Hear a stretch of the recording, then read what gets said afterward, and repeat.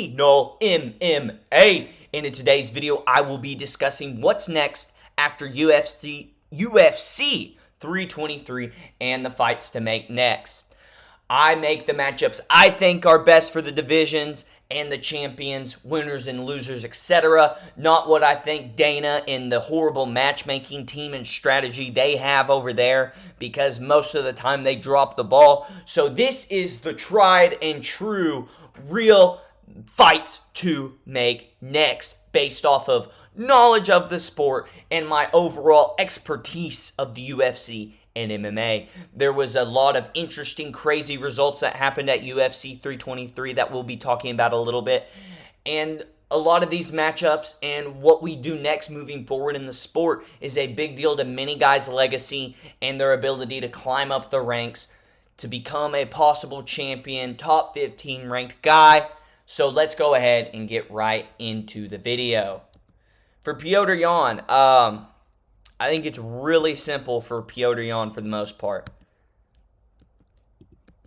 It's the trilogy with Merab. Especially if Merab wants to come back here pretty soon, you have to run this fight back. Especially with two big bantamweight fights being booked. Petr Yan beating pretty much everyone at the top except Umar. And I guess Sean, he won that fight though. However, Merab deserves it. He's still fighter of the year, even though he lost this matchup. And he deserves a rematch, man. He was, even though, let's be honest, guys, he got dominated. He's making a lot of excuses, getting pretty heated on Twitter over Petr Yan's manager tweeting for him. Aljamain Sterling saying, I can be okay with 3-2 Yan, even though it was 5-0 Yan. Worst case scenario, 4-1. There's a lot of cope within the camp.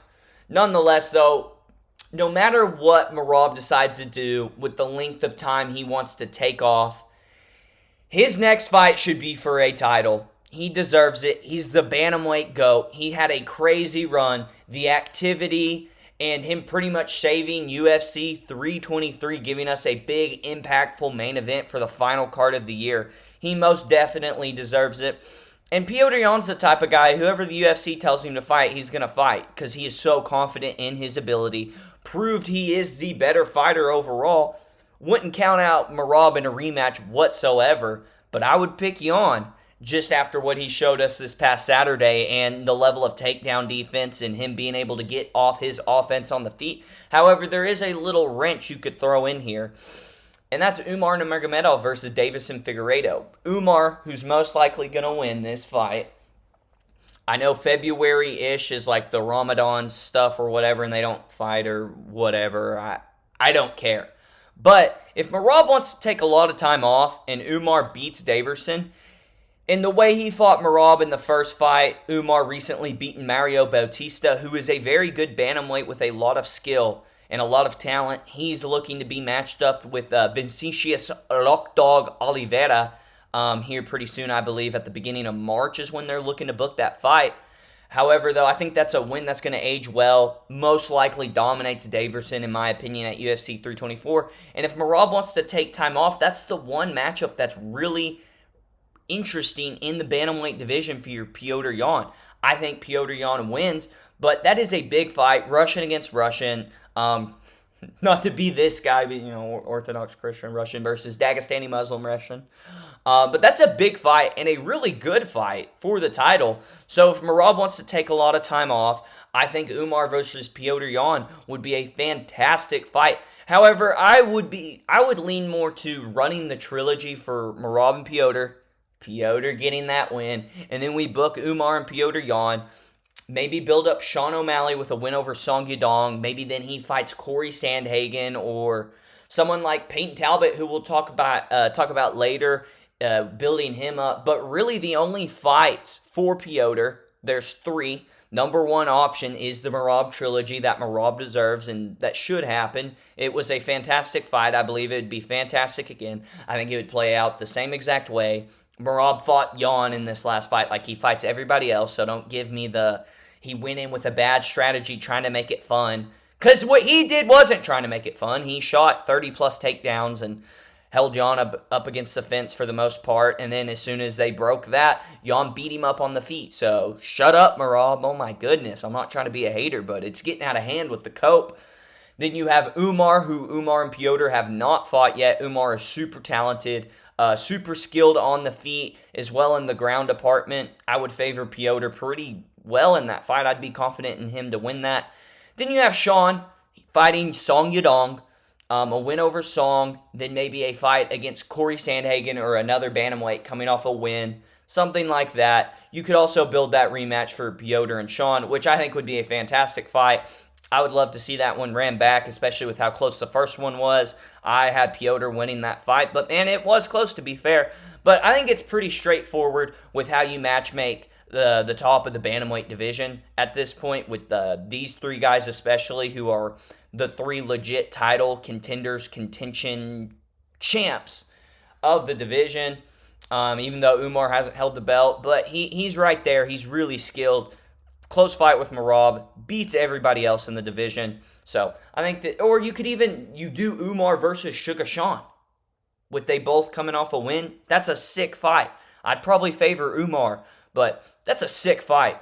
It'd be interesting to see if that was 3 or 5 round fight. That'd play into a big part of who I would pick to win that fight. But I think it's pretty straightforward.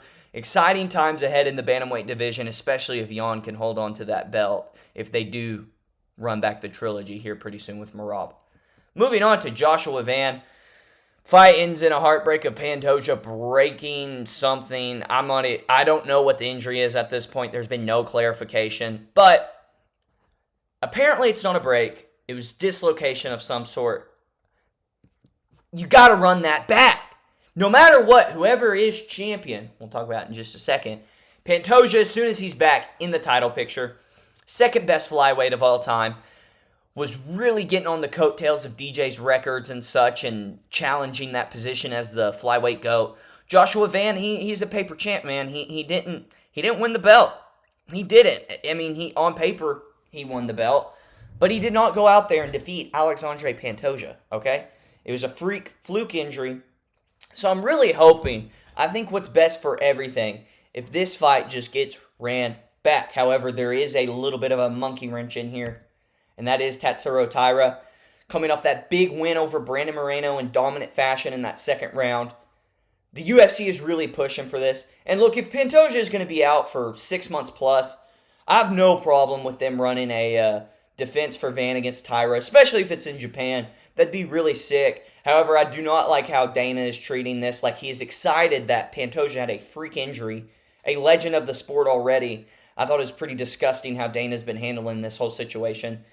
However, though, Taira is next in line for whoever is the champion.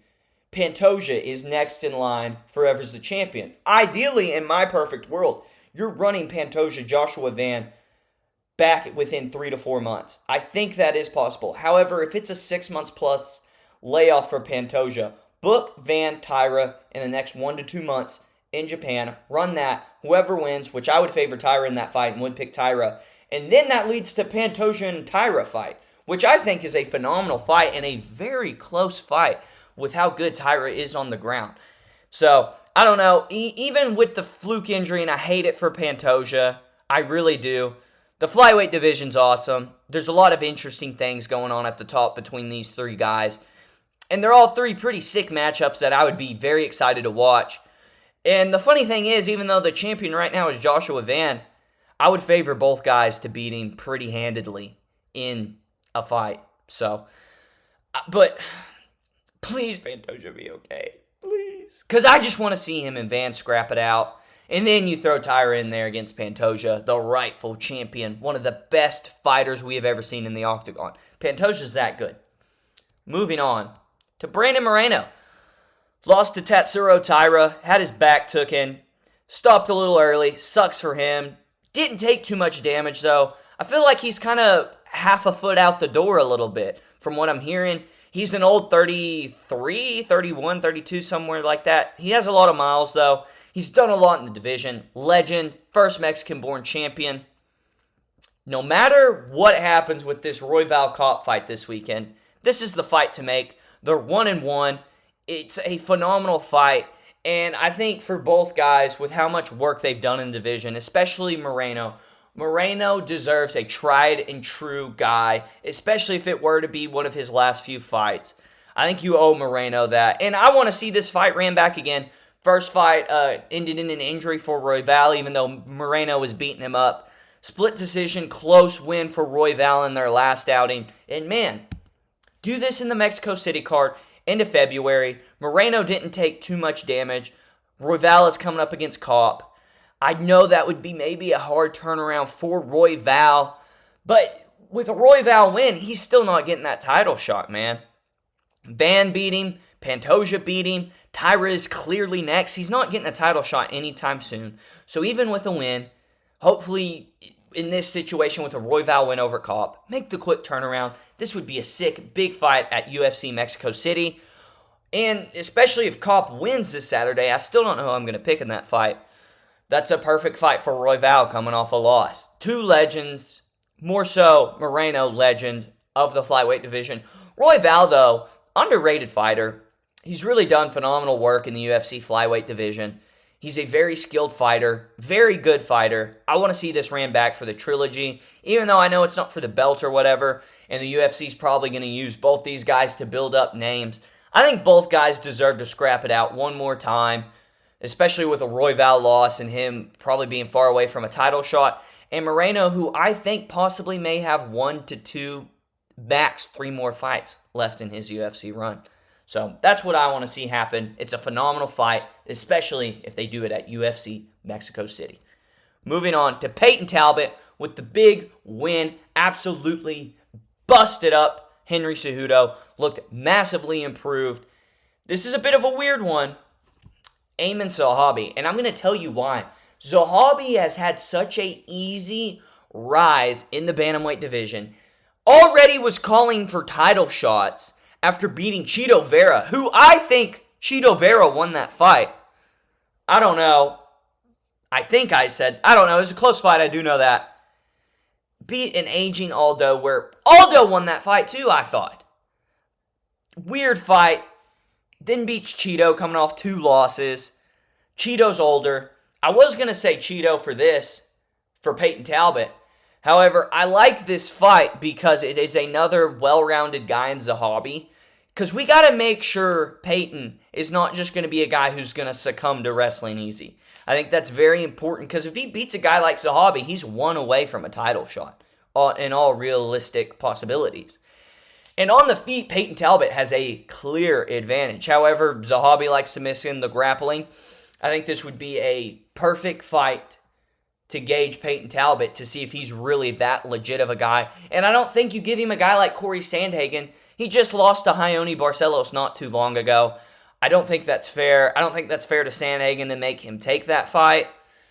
And Zahabi, if he can beat a freaking young, powerful striker in Peyton Talbot, he's more deserving to be in that top 5 area of the bantamweight division and get him 1 away from a title shot. And I know this fight probably won't get booked, and I feel like Zahabi would go on Ariel Helwani and cry about, I need a higher-ranked guy. Look at all the work I've done. What work? You've done nothing, really. Okay? I don't like Aiemann Zahabi. He's a good fighter, seems like a cool guy, but just how he has talked about himself in the bantamweight sphere of the UFC, I have not liked whatsoever. You fight Peyton Talbot, a young and up-and-comer. You've had an easy rise up the rankings. And even if you fought, like, who are you going to fight in the top 5 anyways? That's the other thing. Who are you going to fight in the top 5? So, I think this is the fight to make. I think this is a good gauging mark for both guys moving forward in the bantamweight division. I think it'd be a pretty... I'd pick Talbot after what I've seen in the grappling department. I'd pick Talbot. But I think Zahabi, he's a good fighter, man, and I think he'd have a good chance to win this fight. But I don't think he deserves to have like a Corey Sandhagen or even a Song Yadong coming off a loss to O'Malley.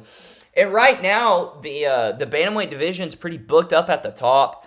Bautista and Vinicius Oliveira's getting booked.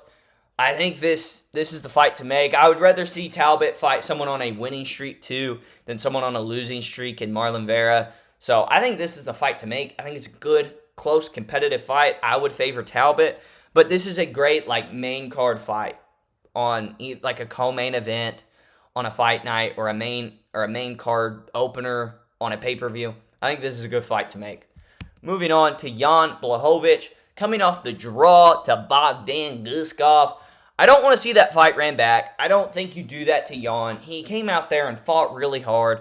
I think you give him someone who has something to add to Jan's resume.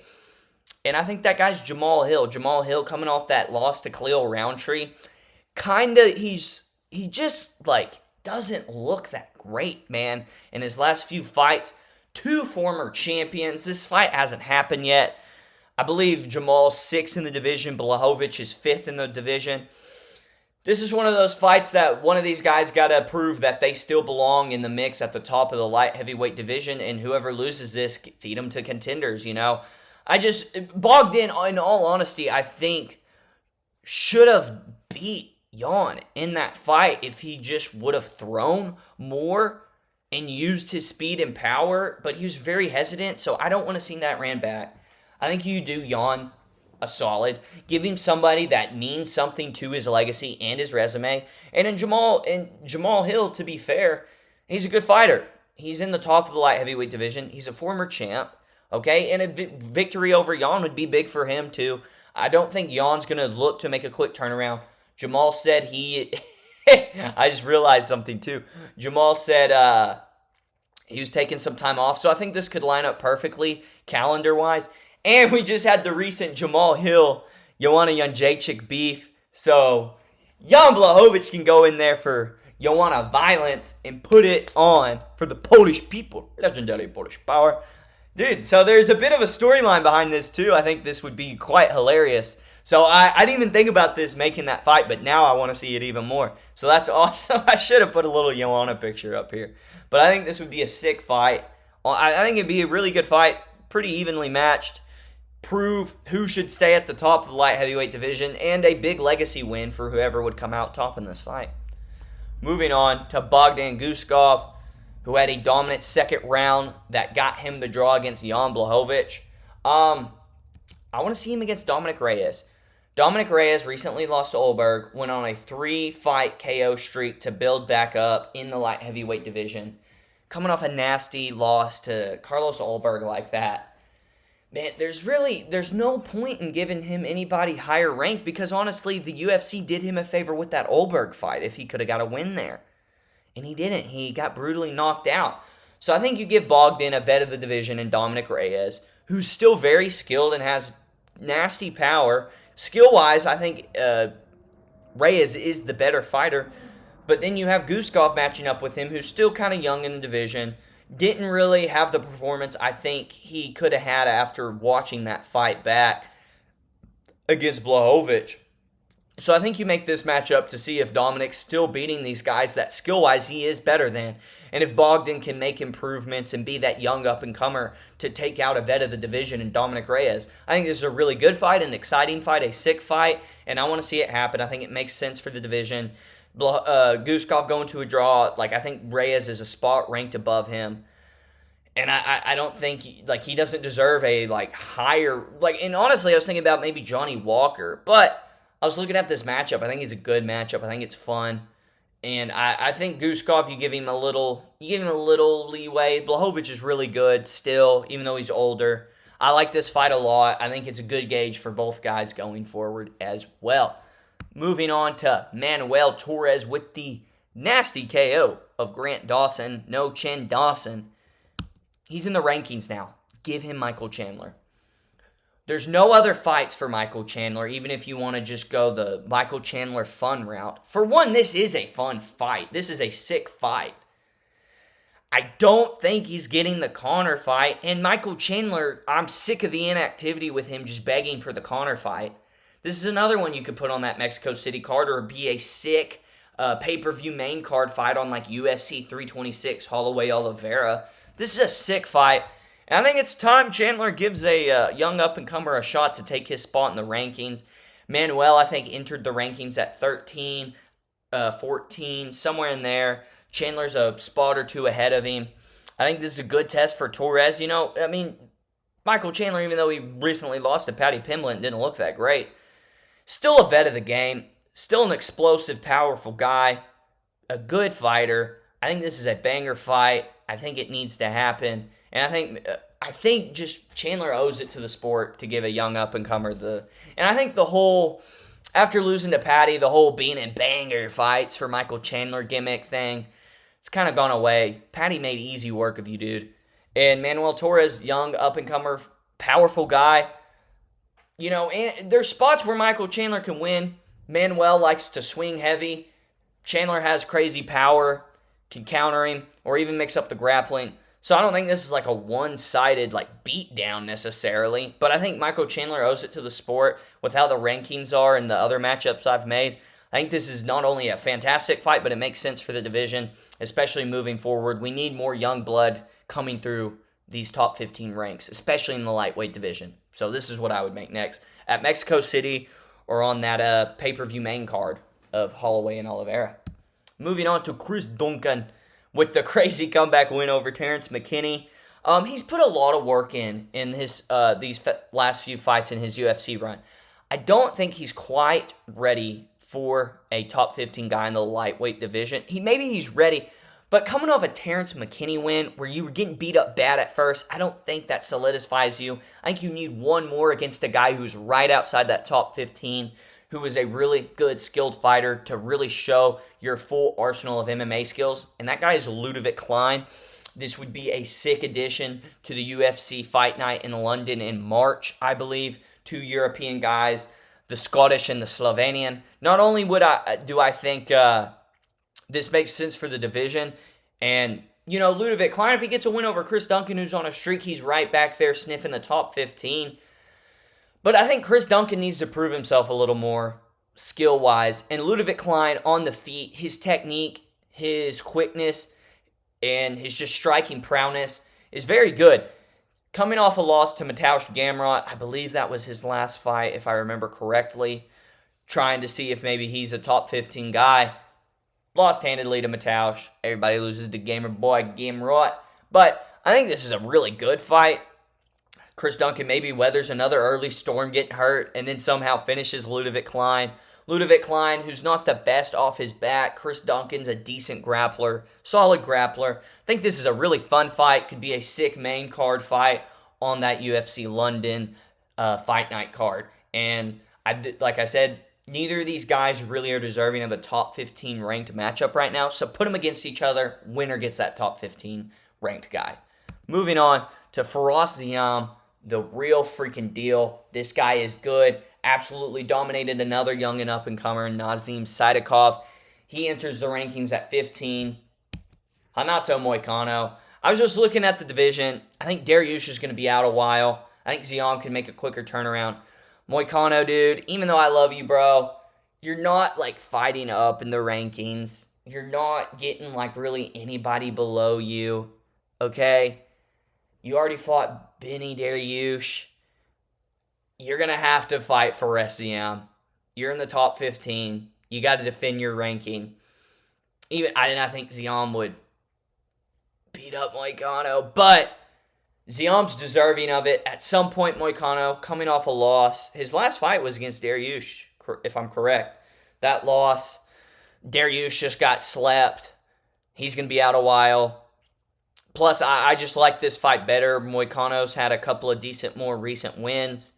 Ziam you could do this in France. Ziam could get this back for Benoit Saint-Denis. And I think Moicano could do a decent job building up this fight as well. But Ziam's a real deal killer, man, and I think he deserves this fight against Moicano. Oh, that's it. That's it for today's video, guys. I hope you enjoyed it. I hope you agreed with a lot of my matchups here. And guys, I just want to say how much I appreciate you. My 28 subscribers. No, but I hope you enjoyed today's video, guys. Please drop a comment of where you agreed with my matchups and where you would change them and what you think about the UFC moving forward. I thought this was a big deal, man. A lot of young guys in the lightweight division won. The bantamweight division title switching hands. Tyra getting the big win and the sad ending of the Pantoja Van fight. So let me know what you guys think. Please like this video if you enjoyed it. Please subscribe to the channel. CNOL MMA. I know MMA. Just subscribe, please. Please, man. Anyways, that's it today, guys. If you've watched this video all the way through, thank you. I love you.